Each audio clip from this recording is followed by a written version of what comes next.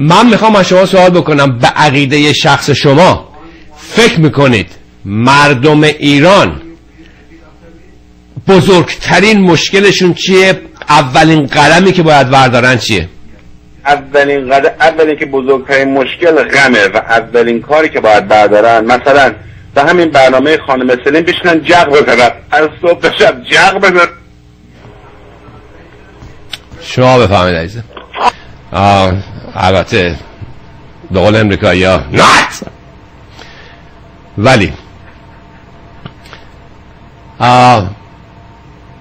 بزرگترین اشکال ما مردی که احمق اون واقع تو حسادتت با من چه نمیدونی اصلا افکار رو مغشوش کرده این الاغ کچل.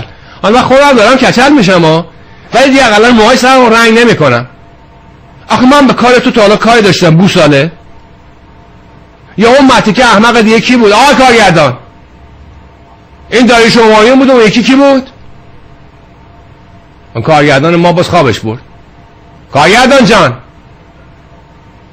حالا هر الاغی که بود، اون من تا حالا به کار شما کار داشتم؟ هزار کثافت کاری میکنید، من اصلا حرفی میزنم، من پا تو کفش شما میکنم. حالا فکر کردیم من الان اومدم که مثلا برم حامد کارزای ایران بشم؟ برو بابا خوشت میاد. مردی که بیشعور، همایون الاغ، من تا حالا به تو کاری داشتم؟ من تا حالا به تو حرفی زده بودم؟ من تا حالا راجع به تو صحبتی کرده بودم؟ وطن فروش، تو که هیچ حالیت نیست. شعوری که نداری کجاست؟ پا تو کفش من میکنی؟ پتتو بریزم رو آب؟ خیانتکارا، وطن فروشا، بفهمی؟ نه اون یکیش کی؟ یکی دیگه هم بود، شهر همایون که گاوه. از حضورتون که بفهمی خواهش میکنم. شما اتابکی اصلا خودت ناراحت نکن، مردم میدونن شهر همایون. من برای مردم ناراحت، نه برای خودم. برای من نه توش چیزی داره نه هیچ عزیزم. من برای مردم ناراحتم. آقای شهرام همایون برگشت مردم گفت برین در انتخابات شرکت بکنید. غلط کرد. این وطن فروش، این مردم فروش. آقا اتابکی ببین، ما یه رهبری و ما انتظار داریم که آرامش خود حفظ کنی، همیشه هم کردی و رهبری کنی آقای اتابکی. چشم. شهرام همایون مردی که تریاکی هر کاری میخواد بکنه، شما اصلا نباید اونو به قول معروف دیگنیفای بکنی که بیاد در موردش حرف بزنی. راستم میگی، اصلا بی خودم از فقط بعد همین میگفتم یه وطن فروشو میرفتم. ببخشید. یکی دیگه آقای اتابکی. بله. در پوزیشن رهبریت شما بهترین کاری که میتونی بکنی مقابله کنی با امثال شهرام همایونه که خودتون بشینی و جغ بزنی. آخه بدبخت این شهرام همایون یه قیافه‌ای داشت. خب آقا با قیافه اون ای بابا. به هر حال آقا پس شاهزاده رضا چطور شد؟ تو که خودتو داشتی میکشتی برای اون پریروز که. ای مارتا مولای حقه باز. بفرمین. شما بفرمین. الو جانم. آقای اتابکی. بله. شما میگین آقای خامنه‌ای 5 قرونیه، ایشون یه قرون نیست. چقدر تو خل بیشور.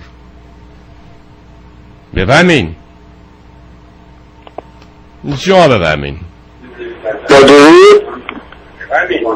اجازه بدین حالا من دو نکته رو مطرح کنم. ببینید خب یه مسئله فرهنگ و این حرف شما متوجهم کاملا. از اون جهت مبارزه‌ای که شما میفهمید. بله. من حرف 200% درسته، ولی خب بالاخره باید اینو قبول کرد که در یک جامعه مثل ایران حتی اقشاری هم که به خیابان‌ها میان و تظاهرات میکنن بالاخره درشون آدم مذهبی ممکنه زیاد باشه و قصد توهین هم ندارم. مثلا خب آدمایی هستن که مذهبی هستن، مذهبی نیستن، حجاب دارن، حجاب ندارن، توشون خوب و بد زیاده. بله.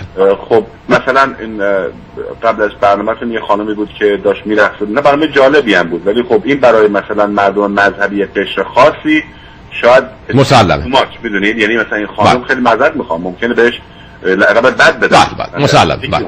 مسئله بعدی اینه که قربان یک برنامه شما رو امیدوارم که بارها بتونن در ایران مردم ببینن به صورت مکرر و بتونن نگاه کنن، استفاده کنن و راحت بتونن جغ بزنن، چون جغ زدن برنامه شما خیلی مهمه.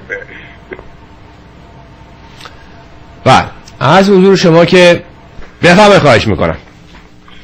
جناب آقای عطابک جانم بفهمه، خیلی ممنون. درود بر شما. قربان شما. شکی نیست که حکومت و سیاست و مذهب باید از هم جدا باشن و مشکل اصلی ما هم در ایران یکی عدم شعور سیاسی مردمه، یکی دیگه هم اینکه مسائل مذهبی آنچنان نهادینه شدن که مردم بعضی موقع کورکورانه وارد مسائل سیاسی میشن با این دیدگاه های مذهبی. در مورد قبل از انقلابم که فرمودید، خب من سنم اونقدر قد نمیده که اون موقع فعالیت سیاسی کرده باشم، ولی خب 8 سالم بود انقلاب شد. بله. یادمه که برادر بزرگترم که در گروه های چپی بود اون موقع و ضد شاه فعالیت میکرد، اینا در همون هتل هیلتونی که شما میفرمایی قربان، اینها برنامه میتینگ ضد شاه داشتن. جالبه اون سابا که به اون همه عظمت و بزن و بگیر اینا میرفتن با گروه های چپی که همون هتل هیلتون با یه سری آقایان چپی و اسلامی اینها میتینگ سیاسی، یعنی به صورت مخفیانه البته من هایت بودم و هیلتون نبودم، ولی شما درستی فرمایید. بله. حالا هایت یا هیلتون؟ نه هیلتون چون بله هیلتون شما درست بگید. بله. و اینکه حتی مثل اینکه با یکی از این آقایون جمعیت مؤتلفه با اینها تا صبح جای شما خالی جغ زده بود. رئیس جغ پارتی هایی میزدن، جغ میزدن و حال میکردن و جای شما خالی.